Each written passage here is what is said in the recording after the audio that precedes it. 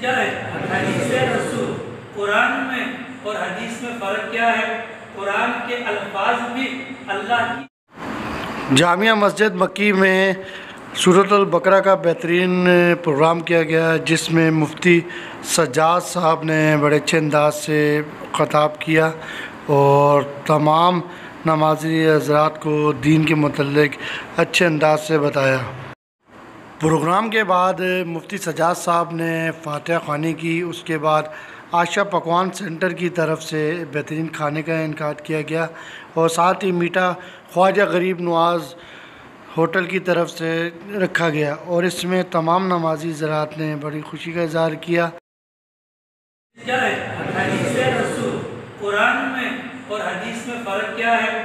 قرآن کے الفاظ بھی اللہ کی جانب سے اور قرآن کریم کے الفاظ کے معانی بھی اللہ کی جانب سے۔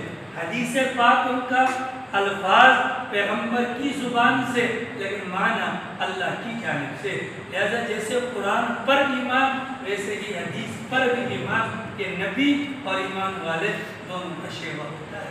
تو یہ نہ سمجھے ہم قرآن کو مانیں گے اور حدیث کو نہیں مانیں گے۔ جو قرآن کو ماننے کا دعویٰ کرتا ہے اس کے لیے لازم ہے تو حدیث پاک کو مانے گا، اگر حدیث کو نہیں مانتا ایمان اس کا ڈاواڈول ہے۔ وما ينطق عن الهوى، پیغمبر اپنی دلی چاہت سے کوئی بات اپنی زبان پر نہیں لاتے، ان ہوا الا وحی یوحی، پیغمبر پر یا پیغمبر کی زبان پر جو بات جاری ہوتی ہے وہ اللہ کی طرف سے وحی ہوتی ہے۔ یہی وجہ ہے اس موقع پر حضرات صحابہ کرام نے کہا سرکار بسا اوقات آپ غصے کی حالت میں ہوتے ہیں، ہمیں کوئی بات معلوم کرنی ہوتی ہے، ہم کتراتے ہیں، سرکار نے قسم کھا کر فرمایا اس زبان سے حق کے سوا کچھ بھی نہیں۔ سبحان اللہ۔ تو قرآن پر بھی ایمان ہے تو پھر کس پر ایمان ہے؟ ساتھ میں حدیث پر بھی ایمان ہے۔ نمبر ایک۔ نمبر دو، جیسے نبی کی شان میں گستاخ کفر ویسے ہی صحابہ کی شان میں بھی گستاخ کفر ہے۔ کیوں بھیا؟ اس لیے کہ یہ وہ ایمان والے ہیں کہ جن کے ایمان کی سند اور گواہی اللہ نے آسمانوں پر سے نیچے اتاری۔ آری سمجھ میں؟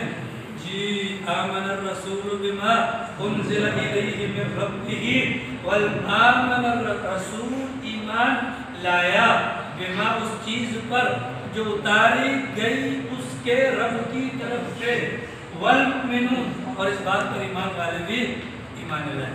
ایمان والے بھی آپ لوگ کو سمجھ میں آ رہی؟ جی بولو۔ ناراضگی تو نہیں ہے، کھانا بھی ہے اور میٹھا بھی ہے انشاءاللہ۔ ٹھیک ہے، امت کا جوڑ دسترخوان ہے، کھانا بھی آ رہا ہے انشاءاللہ، لیکن آپ لوگ مجھے دیکھیں آگے فرمایا کل آمن، یہ سب کل ایمان والے اور رسولوں کی جماعت، کل آمن، یہ سارے کے سارے ایمان لائے کس پر؟ اللہ پر۔ کس پر؟ اللہ پر۔ 7 چیزیں ہیں جن کو ہم ایمان مفصل کے اندر بیان کرتے ہیں۔ آمنت باللہ وملائکتہ، آمنت باللہ وملائکتہ وکتبہ ورسولہ والیوم الآخر والقدر وشرہ من اللہ تعالی والبعث بعد الموت۔ یہ 7 چیزیں ہیں جن کا تذکرہ ایمان مفصل کے اندر ہم کرتے ہیں۔ اس مبارک آیت میں ان 7 میں سے 5 کا بیان ہے۔ کل آمن باللہ، یہ سب کے سب رسول اور ایمان والے ایمان لائے کس پر؟ اللہ۔ اللہ پر ایمان لانے کا مطلب کیا ہے؟ اللہ پر ایمان لانے کا مطلب اللہ کی ذات میں کوئی شریک نہیں، اللہ کی صفات میں کوئی شریک نہیں، وہ تنہا ہے، اس کو کسی نے نہیں بنایا، اس کی تمام صفات ذاتی ہیں، وہ صفت کسی اور میں پائی جائے وہ عطائی ہوگی، وہ ذاتی نہیں ہوگی۔ اللہ کی قدرت ذاتی، طاقت ذاتی، اللہ کی تمام صفات کیا ہے؟ آمن باللہ وملائکتہ، اور سارے کے سارے اللہ کے فرشتوں پر ایمان رکھتے ہیں۔ ملائکہ 3 مخلوق ہیں اللہ کی۔ ایک مخلوق وہ ہے جس کو اللہ نے نور سے پیدا کیا، نور سے پیدا ہونے والی مخلوق کا نام ہے فرشتے، نظر نہیں آتے، لیکن جب انسان مرنے والا ہوتا ہے اس وقت نظر آ جاتے ہیں۔ ٹھیک ہے نا؟ ٹھیک ہے، جب انسان مرنے والا ہوتا ہے نظر آتے ہیں، عالم برزخ میں نظر آئیں گے۔ کیوں؟ اس دنیا کے مقابلے میں قبر والا عالم وہ لطیف ہے، باریک ہے، وہاں فرشتے کچھ نہ کچھ نظر آئیں گے۔ آخرت کا معاملہ زیادہ باریک، اس میں فرشتے سارے، حسین بھائی آپ بھی دیکھو گے انشاءاللہ فرشتوں کو۔ ٹھیک ہے، فرشتے کتنے ہیں نہ جانے کتنے ہیں، تعداد اللہ نے نہیں بتلائی، البتہ قرآن کریم کے اندر 6 فرشتوں کا تذکرہ آتا ہے، لیکن ایمان والوں کی ذمہ داری کیا ہے؟ کل آمن باللہ جتنے بھی ہیں کیا ہیں؟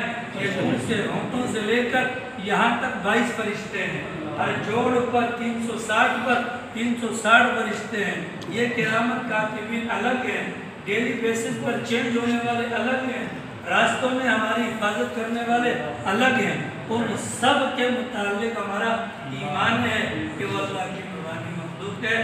اس کام اور مقصد کے لیے اللہ نے ان کو پیدا کیا، وہ لگے پڑے ہیں۔